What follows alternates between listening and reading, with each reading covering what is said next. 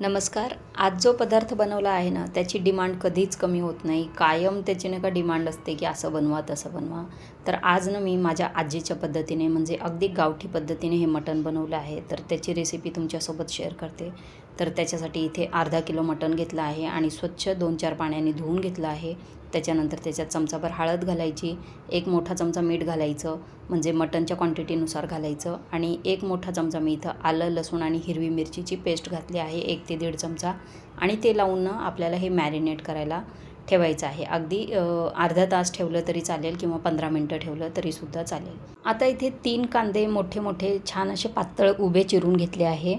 ते लोखंडी तव्यावर घालायचे आहे आणि त्याच्यासोबत 2-3 चमचे तेल घालायचं आणि छान असा कांदा नाही का आपल्याला थोडासा हलका ब्राऊन होईपर्यंत तो परतून घ्यायचा आहे. तर इथे तुम्ही नाही का कांदे जर तुम्हाला असे परतायचे नसतील तर तुम्ही गॅसवर सुद्धा भाजून घेऊ शकतात. आता इथं 4 हिरव्या मिरच्या घेतल्या आहे. छान अशा तिखट मिरच्या आहे ह्या. तर तोडून घातले त्याच्यामध्ये 1 मिनिटभर परतून घ्यायच्या. त्यानंतर काही खडे मसाले घेतले आहेत. ते मी वरती याच्यामध्ये व्हिडिओमध्ये लिहून देते, तर ते तुम्ही बघून घ्या.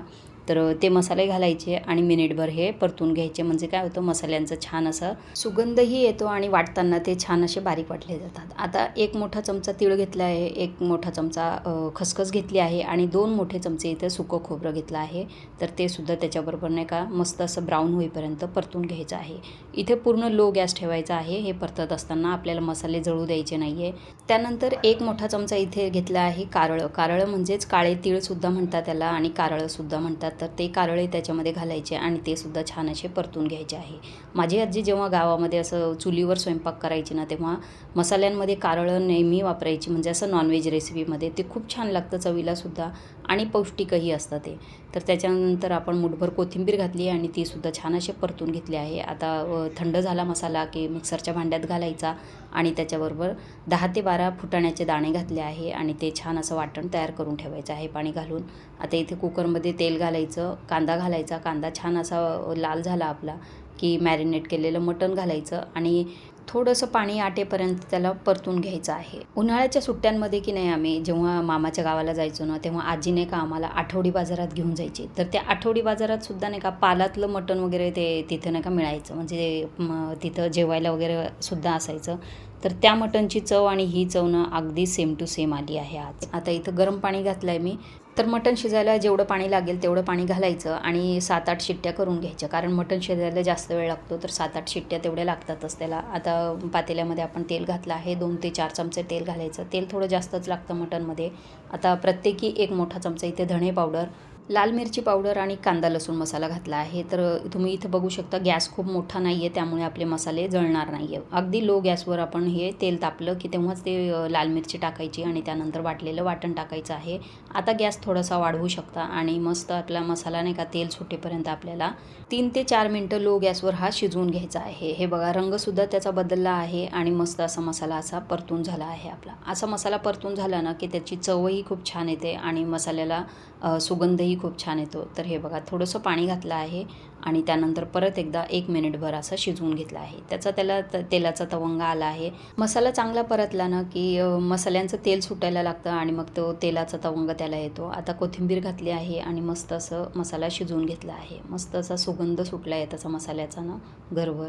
आता शिजवून घेतलेलं मटण त्याच्यामध्ये घालायचं आणि जेवढं पाणी आपल्याला घालायचं आहे तेवढं आपण घालू शकतो त्याच्यामध्ये. तर इथं मी पाणी पॅनमध्ये गरम करून घेतलं होतं. तर गरम पाण्याचाच वापर करायचा आहे मटणमध्ये किंवा कोणत्याही रेसिपीमध्ये जेव्हा तुम्ही पातळ भाजी करताना तेव्हा गरम पाण्याचाच वापर करा. आता कोथिंबीर घातली आणि 5 ते 6 मिनटं छान असं मटण शिजवून घेतलं आहे. आता मी हे मटण थोडंसं पातळ बनवलं आहे, कारण हे बाजरीच्या भाकरीबरोबर सर्व करणार आहे. तर त्यासाठी ते पातळच बनवायचं आहे. म्हणजे काय होतं, बाजरीची भाकर थोडंसं पाणी सोक करून घेते आणि मग ती मऊसूत झाली की खायला ते सोपं जातं.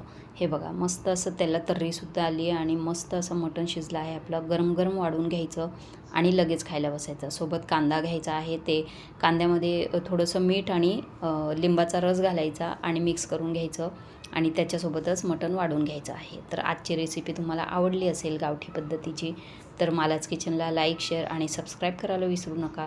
तर ही अतिशय सोपी पद्धत आहे आणि कारळं ना तुम्ही जेव्हा कधी तुम्ही नॉनव्हेज रेसिपी बनवाल ना तेव्हा नाही का वाटणामध्ये ना कारळ्याचा वापर जरूर करा. खूप छान चव येते त्याच्यामुळे. हे बघा आपलं मटण किती छान शिजलं आहे अगदी 7 ते 8 शिट्ट्या दिल्या मी आणि 8 शिट्ट्यानंतर गॅस बंद करून ठेवला होता आणि पूर्ण गार झाल्यानंतर आपण गॅस कुकर उघडला आहे. तर हे बघा मस्त असं मटण मऊसूत शिजलं आहे आणि गरम गरम असं सर्व करायला घ्यायचं आहे. एवढं चविष्ट झालं आहे ना, तुमच्याही तोंडाला पाणी येईल आणि मला बोलतानासुद्धा तोंडाला पाणी येतं. एवढं चविष्ट झालं आहे ना, काय सांगू तुम्हाला. तर आजची गावठी मटण रेसिपी तुम्हाला आवडली असेल तर मालाच किचनला लाईक, शेअर, सबस्क्राईब करा आणि इतरांनाही रेसिपी नक्की शेअर करा. धन्यवाद.